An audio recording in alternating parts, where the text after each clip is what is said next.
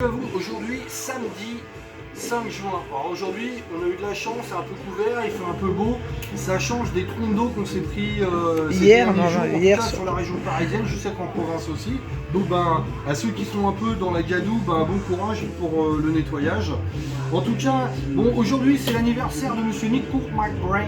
Nico, le batteur de... Non, ah oui.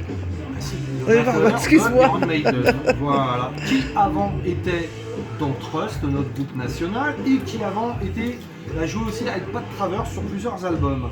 Mais 69 ans. 69 ans et toutes ses dents avec son appareil. On espère pour lui.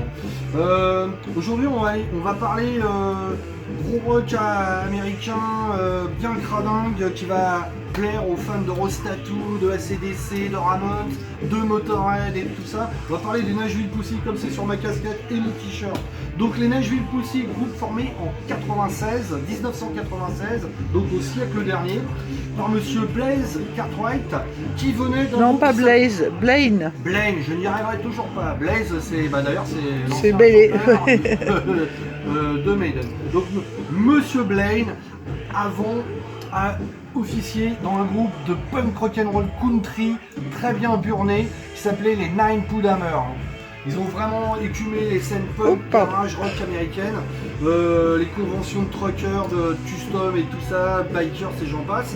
Donc il va former son groupe. Alors à savoir qu'il continue à jouer avec ce groupe-là. De temps en temps il sort un album, tous les 10 ans ou tous les 8 ans.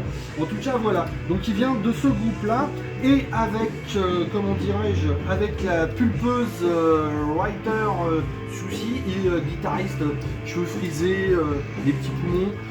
Ils vont former les Nashville Pussy. D'ailleurs c'est les derniers survivants sur la dernière formation, il reste plus qu'eux, parce qu'il y a des nouveaux.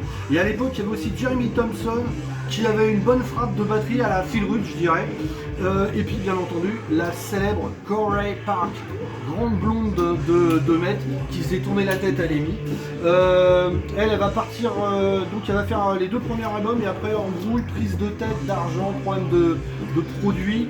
Elle va quitter le groupe, et elle va s'acoquiner avec Joan Peters, le chanteur du S-Bomb. Elle va monter un groupe avec lui.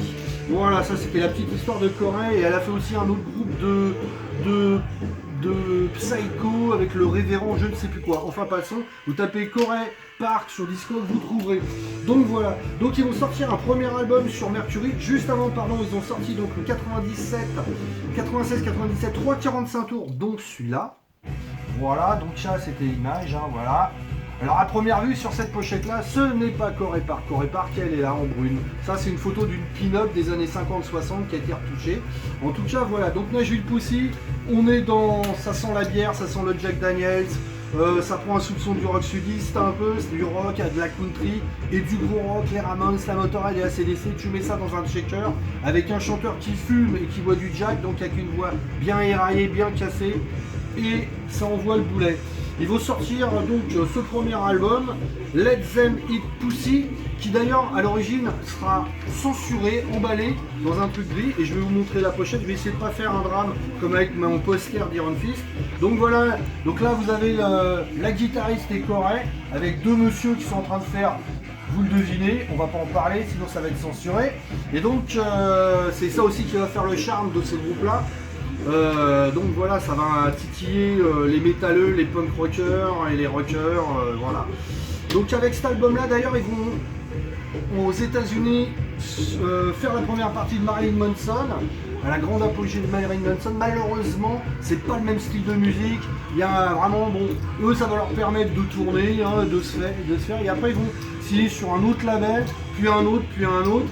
Ils vont être assez irréguliers dans les labels, et par contre en France, d'ailleurs c'est grâce à ça aussi qu'ils vont avoir un succès, ils vont être signés sur Axe Killer Records, FLG, et FLG c'est le même groupe, hein, et ils vont pas mal tourner en France, ils vont bien cartonner, ils vont passer au Festival de Cannes, à Canal+, ils vont faire, d'ailleurs ça va, je crois, si mes souvenirs sont bons, en plus sur le plateau de Canal, il y avait monsieur Rocco Siffredi qui était présent, donc il a été un peu perturbé par la grande Corée et ses grands poumons, et sûrement la petite Ritter avec ses petits poumons mais qui ont du volume.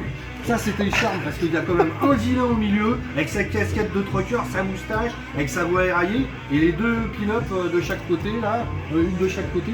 Ça envoie le boulet comme je disais, c'est vraiment un mix de rock, de Rostatu, d'ACDC, de Ramones, de Motorhead, de rock'n'roll à la sauce américaine et tu mets ça dans un mixeur et ça dégage. Plus tard ils seront signés chez SPV Steamhammer. Et ils vont sortir 2 albums, je crois, une compilation live, voilà. Ça d'ailleurs c'est un PLV d'un des derniers albums qui était sorti chez SPV.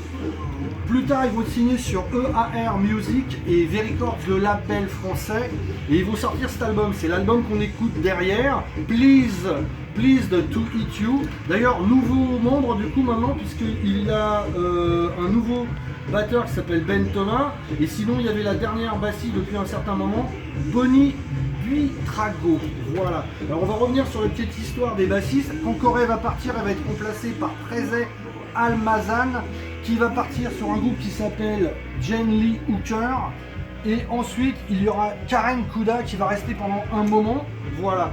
On va dire que le problème avec Nashville Pussy, c'est les bassistes, ça change régulièrement. Bon, voilà, à première vue, là, ils ont gagné en stabilité. En tout cas, ça fait bizarre parce qu'on les voyait régulièrement. Sur ce, et à cause du Covid, on les voit plus trop. Espérons qu'ils y reviendront. En tout cas, je vous souhaite un bon fin de week-end.